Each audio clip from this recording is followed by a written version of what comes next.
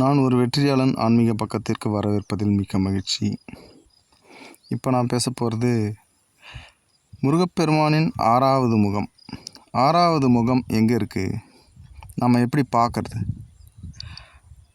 6வது முகம்ன்றதுக்கு முன்னாடி 5வது முகம் எங்கே இருக்குது, நம்ம எப்படி 5வது முகத்தை நம்ம உணர முடியும், பார்க்க முடியும் அப்படின்னா, பஞ்சபூதங்களிலே இருக்கிறார். நீர், நெருப்பு, காற்று, ஆகாயம், நிலம். இந்த பஞ்சபூதமாகவே இருக்கார். நம்ம உடலாகவும் இருக்கார், சுற்றி இருக்கிற எல்லா உலகமாகவும் இருக்கார். இது 5வது முகம்.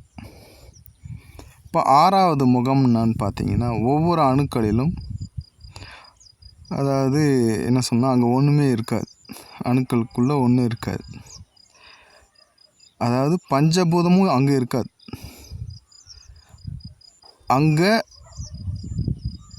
எந்த ஒரு அவரோட முகம் கூட அங்கே இருக்காது. அவருடைய சுய நினைவு இருக்கும் அங்கே. இப்போ நம்ம சுய நினைவு இருக்கிற மாதிரி அவரோட சுய நினைவு அந்த ஒரு சூன்ய நிலையில் அணுக்களுக்குள்ள அவருடைய முகம் இருக்குது. அவருடைய சுய நினைவு அங்கே சூன்ய நிலையில் இருக்குது. அப்போ நாம் எப்படி முருகப்பெருமானின் 6வது முகத்தை நம்ம பார்க்குறது அப்படின்னு கேட்டிங்கன்னா, அதுக்கு நாமும் அதே நிலைக்கு நாமும் போகணும். நம்மளுடைய மனம் அந்த நிலைக்கு நாம் போயிட்டோம்னா நாம் முருகப்பெருமானின் 6வது முகத்தை பார்க்க முடியும். 6வது முகத்தை பார்க்குறதுன்னா எப்படின்னா, நாம் சூன்ய நிலைக்கு, நாம் பேர் அமைதியான நிலைக்கு நம்ம மனது போயிடுச்சுன்னா, அப்போது ஒரு எண்ண ஓட்டம் எதுவுமே இருக்காது. ஆழ்ந்த அமைதி, எந்த ஒரு மன ஓட்டமும் இருக்காது, ரொம்ப அமைதியாக இருக்கும். அப்போ எந்த எண்ணமும் இல்லாத போது நீங்கள் யாரை பற்றி எதை பற்றி சிந்திக்க ஒரு வாய்ப்பு இருக்குது? எந்த வாய்ப்புமே இல்லை. எதை பற்றின யாரை பற்றின சிந்திக்கவும் வாய்ப்பே கிடையாது. அப்போது சிந்தனை சுத்தமாக இருக்காமல் போயிடும், எண்ண ஓட்டங்கள் இல்லாமலே போயிடும். அப்போ பார்த்தீங்கன்னா உங்களுக்குள்ள ஒரு கேள்வி கூட எழாது, உங்களுக்கு எந்த பதிலும் தேவை இருக்காது அந்த நிலையில். அப்போது இறைவன், அதாவது முருகப்பெருமானின் 6வது முகத்தை அப்படி தான் நாம் பார்க்க முடியும். பேரமைதியான நிலையில் முருகப்பெருமானின் 6வது முகத்தை நம்ம பார்க்க முடியும். மற்றபடி அதாவது ஞானிகள் மட்டும்தான்.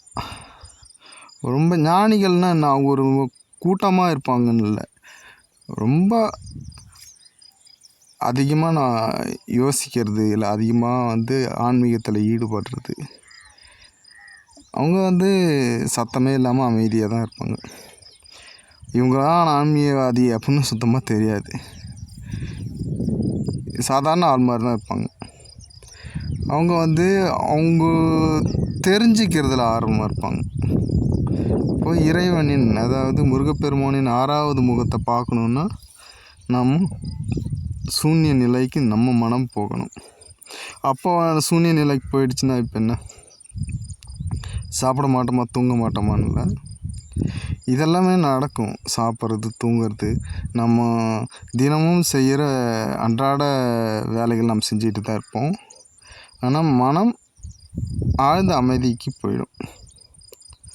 இப்போ இந்த ஆழ்ந்த அமைதிக்கு போகும்போது தான் முருகப்பெருமானின் 6வது முகத்தை பார்க்க முடியும். அதுவும் அமைதி, எவ்வளோ நேரம் அமைதியாக இருக்குமோ அவ்வளோ நேரம் முருகப்பெருமானை உணர முடியும். 6வது முகம். 6வது முகம்னா அங்கே முகம், அதான் நம்ம நினைக்கிற மாதிரி நம்ம ஒரு ஆள் முன்னாடி பார்க்குற மாதிரிலாம் பார்க்க முடியாது, உணர்வு இருக்கும். எவ்வளோ நேரம் அமைதியாக இருக்குங்களோ மனது அதாவது நீங்கள் கட்டுப்படுத்தி அமைதியாக இருக்கிறது வேறு, மனமே அமைதி நிலைக்கு போகிறது வேறு. நீங்கள் கட்டுப்படுத்தி ஒரு மனசை அமைதி நிலை கொண்டு வர முயற்சி பண்ணிங்கன்னா அது கட்டுக்குள்ளே நிற்காது. மறுபடியும் எந்திரிச்சு அது மறுபடியும் ஏதாவது வேலை செய்கிறது தான் போயிடும். அது மாட்டுன்னு மறுபடியும் அது ஒரு கட்டுக்குள்ளே நிற்காது. அப்போ நீங்கள் மனதை கட்டுக்குள்ளே வைத்துக்கெல்லாம் விரும்பக்கூடாது. ஆனால் இந்த வாழ்க்கையில் படும் துன்பங்கள்னு இது இன்னல்கள்னால என்ன ஆகும்னா இந்த மனம் அமைதியான நிலைக்கு போயிடும். அப்போது முருகப்பெருமானின் 6வது முகத்தை நீங்கள் உணர முடியும். வெற்றிவேல் வீரவேல்.